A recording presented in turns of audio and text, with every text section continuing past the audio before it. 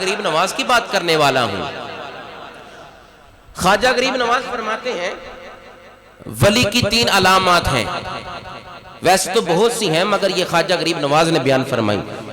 آپ فرماتے ہیں ولی کے 3 اوصاف ہیں، جس میں سے پہلا وصف یہ ہے کہ فرماتے ہیں جس کے دل میں سمندر جیسی سخاوت ہونا، سمجھو یہ بندہ ولایت کے منصب پر فائز ہے۔ اپنی گل نہیں پہ کرتا، خواجہ غریب نواز دی گل پہ کرنا، آکھو سبحان اللہ۔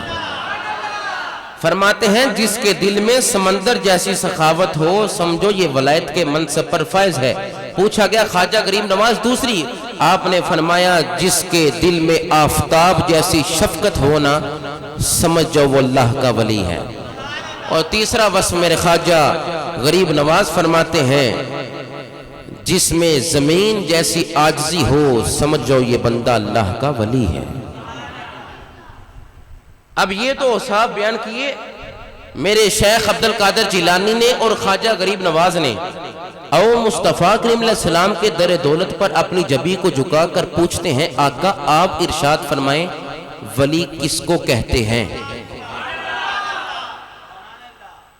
سب سے اللہ تو ہمیں حضور نے بتلانا ہے نا کہ ولی کسے کہتے ہیں۔ یہ تو بتلا دیا کہ راہ سلوک میں شیخ عبدالقادر جیلانی فرماتے ہیں تقوی کے بغیر بندہ، متقی ہونے کے بغیر بندہ ولایت کو حاصل نہیں کر سکتا۔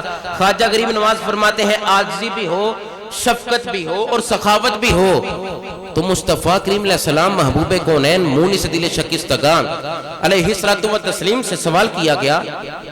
کس نے سوال کیا؟